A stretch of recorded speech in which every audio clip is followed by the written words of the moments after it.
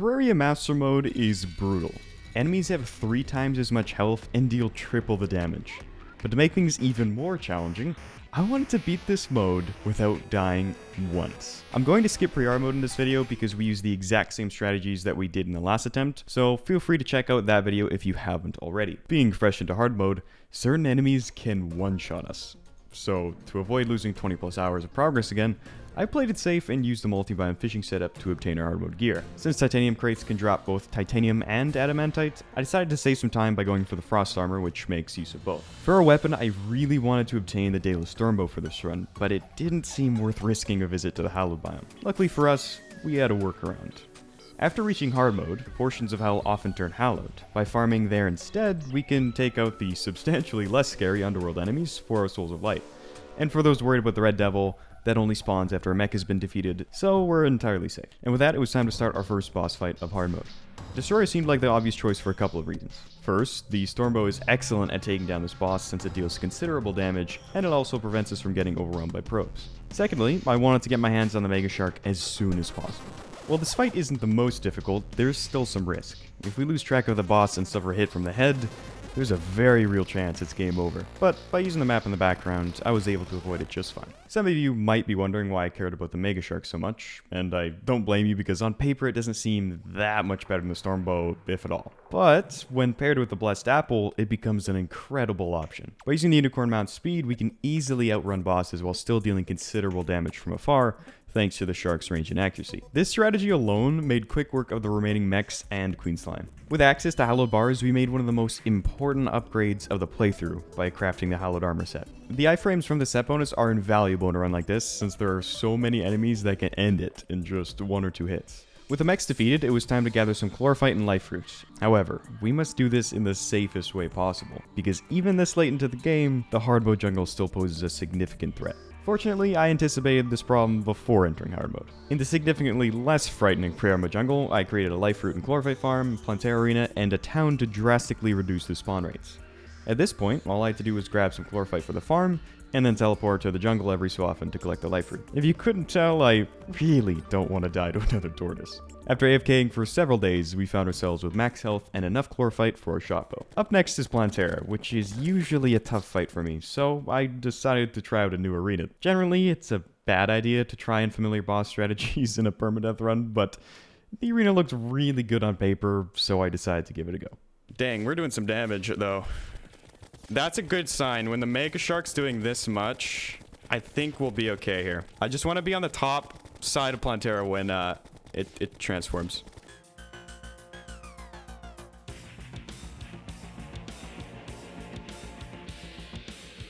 Oh, it's kind of fast. It's a little fast. This is working really well, though. As long as it doesn't despawn, we should have this.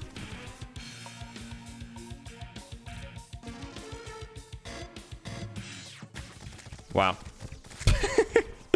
Yes! Yes, dude. That feels so good. I was very scared of Plantera, but I shouldn't have been, clearly. For this challenge, I decided against looting the post-Plantera dungeon because the drops aren't worth dealing with all of this. Instead, we made our way to the temple. And since Golem is such an easy boss, I was more afraid of dying to the temple itself. The enemies there pack a punch, and of course, one wrong step onto a pressure plate can be deadly. But after slowly disarming all the traps with the grand design and walling off areas behind us, we reached the altar room safe and sound. Alright, not bad. Not bad at all. That is another boss defeated. From here, I farmed up some chlorophyte and some glowing mushrooms for shroomite armor. While it certainly won't replace the hallowed set, we'll be swapping them here and there whenever we could use some extra damage. One such occasion is the Duke Fishron fight. I'm quite experienced with this boss, so I felt that trading higher damage for survivability would be worth it, especially since I'll be farming this fight for the Fishron wings. Nice, very nice. Whew, did it. That's Fishron down. Yes, that's so good. That's so good. I can't believe we got that first try. I still want to go for the wings, but getting Tsunami first try is huge. Nice. Number 2 is it. Oh my god.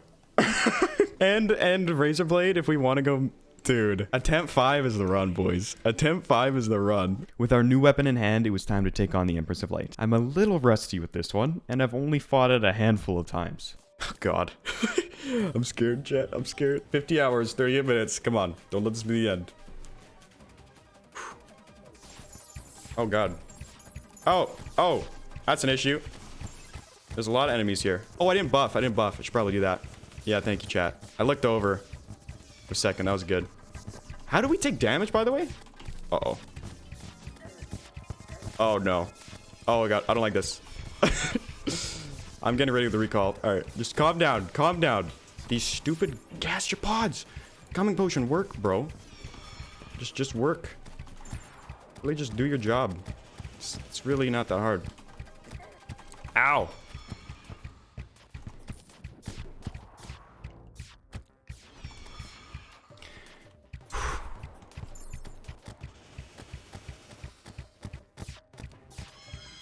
Oh, God. Oh, God. I don't know what to do for this phase. I don't remember what to do. That was really close. That was so close. And I think we go up, right? Yeah. Uh-oh, this is bad. This is bad. This is bad. This is bad. This is bad. Everything's fine. Everything's fine. Oh.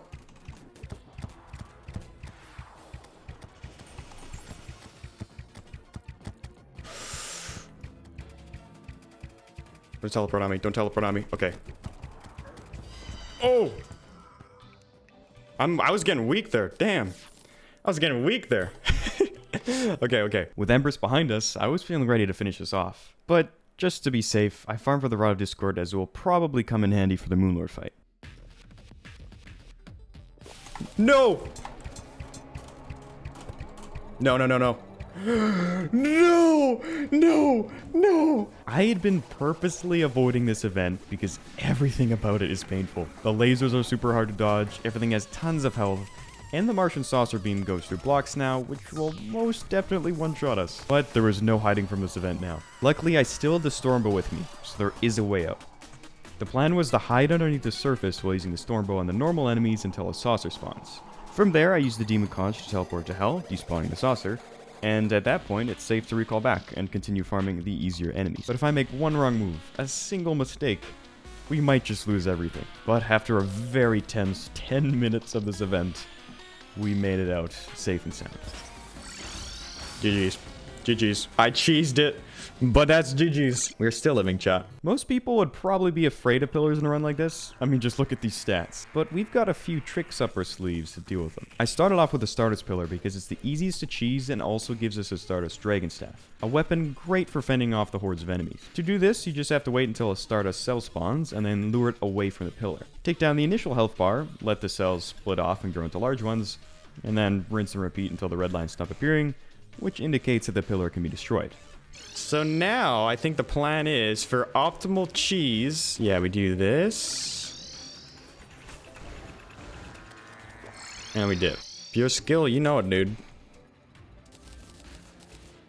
Oh, big. 63, that's big. There is a way to cheese the Vortex Pillar, but I didn't know how during this run, so I did it more or less by the book. I briefly entered the pillar range to spawn some enemies, and then retreated before getting overwhelmed. It takes a while, but it's one of the safer ways of doing this.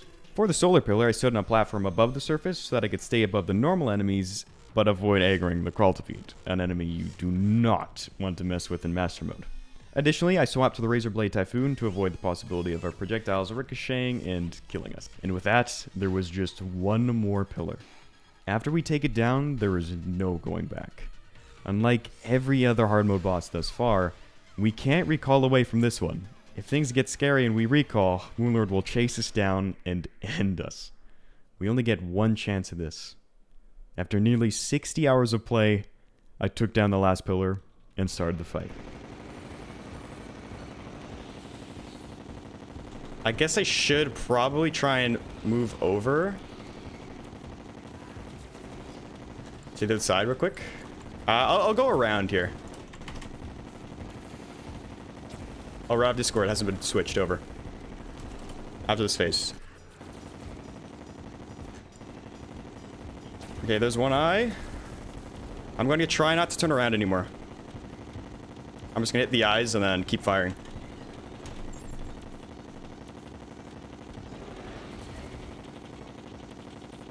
Oh boy. Oh god. That was the wrong laser. Come on, iframes. I need you. I need you. Please go down. Yes, let's go. Alright. Not too far now. Not too far now.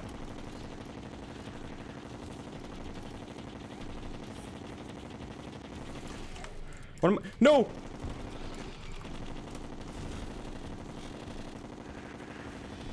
I'm throwing. I'm throwing. I'm too nervous. Okay, it's fine.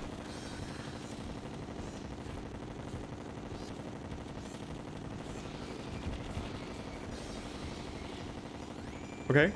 Okay.